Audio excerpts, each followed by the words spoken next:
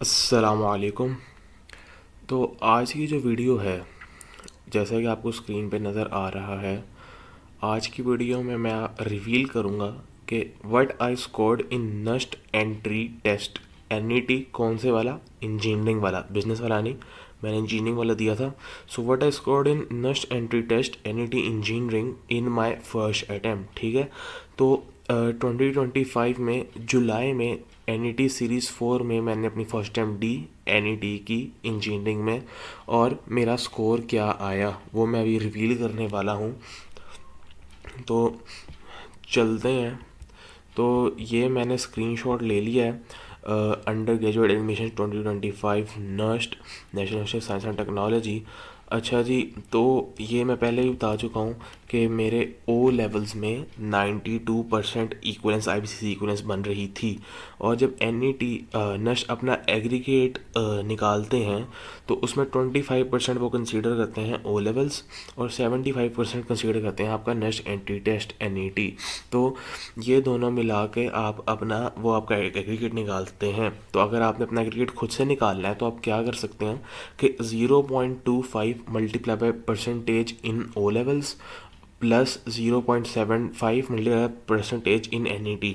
अब O levels की percentage तो आपकी एबीसीसी इक्वलेंस पे आ जाएगी। एनईटी की परसेंटेज कैसे निकालनी है? फॉर एग्जांपल आपके एनईटी में आया 132, तो 132 डिवाइडेड बाय 200 मल्टीप्लाई बाय 100 कितने बनेंगे? 66%। ठीक है, तो इस तरह करके आपने अपनी वो निकाल लेनी है। और 0.25 मल्टीप्लाई बाय ओ लेवल्स की आपकी परसेंटेज प्लस 92% जिस तरह, और प्लस 0.75 मल्टीप्लाई बाय एनईटी की परसेंटेज जिस तरह उस एग्जाम्पल में 66% थी। तो जी मेरा क्या स्कोर आया है? रोल नंबर मेरा ये आपको स्क्रीन पे नज़र आ रहा है, नाम मेरा मोहम्मद साद, फादर्स नेम भी लिखा हुआ है, और टेस्ट कौन सा है? NET engineering. एनईटी इंजीनियरिंग में क्या होता है? 100 मार्क्स एडवांस मैथ्स के, सिंपल मैथ्स नहीं होती, वो बेसिक मैथ्स होती है एनईटी बिजनेस में, और 60 मार्क्स फिजिक्स के और 40 मार्क्स इंग्लिश में। तो मैं अभी रिवील करने वाला हूँ कि मेरा किस सब्जेक्ट में क्या क्या स्कोर आया है। अच्छा जी, सब्जेक्ट, टोटल मार्क्स और मार्क्स ऑब्टेन्ड आए हैं। तो सबसे पहले इसमें आएगा मैथ्स का।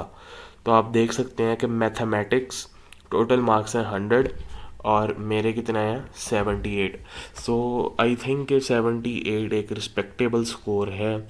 मतलब बहुत ज़्यादा अच्छा भी नहीं हो, अगर फुल बंदे ने मेहनत की हो तो 85, 88, इवन 90 तक भी जा सकते हैं। लेकिन मैंने क्योंकि 15-20 डेज़ में ही तैयारी की थी, जैसे कि मैंने अभी अगली वीडियो में हम डिस्कस भी करेंगे कि मैंने कैसे तैयारी की।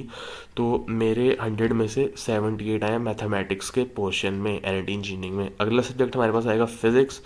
अच्छा जी, तो फिज़िक्स के टोटल मार्क्स हैं हमारे पास 60, और 60 में से मेरा आया है 43। तो मेरा जो टारगेट था इसमें वो था 45 प्लस लेने का, लेकिन मेरे 43 आए हैं, तो राउंड अबाउट मेरे टारगेट के ही करीब आए हैं। मैथ्स में मेरा टारगेट था तकरीबन 80, तो 80 से 2 नंबर उसमें कम आए हैं।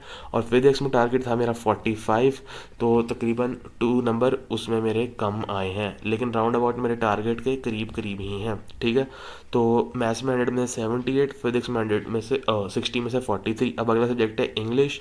इंग्लिश में 40 में से है मेरे 23। ये थोड़ा अपसेट हुआ है क्योंकि इंग्लिश एक ऐसा सब्जेक्ट है, इसमें आप कुछ बता नहीं सकते कि आपके कितने मार्क्स आएंगे।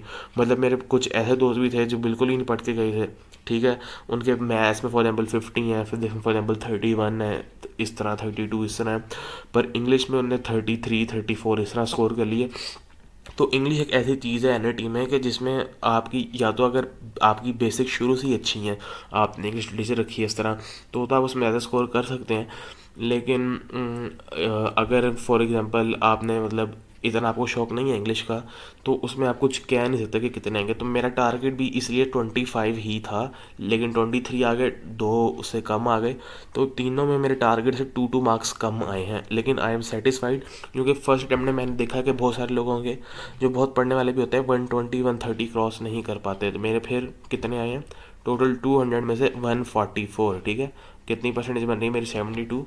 इस हिसाब से अगर मैं अपना कैलकुलेशन लगाऊं तो मेरा टोटल एग्रीगेट बन जाएगा 77%। 25% ओ लेवल्स और 75% एन लगा के मेरा 77% एग्रीगेट बनेगा।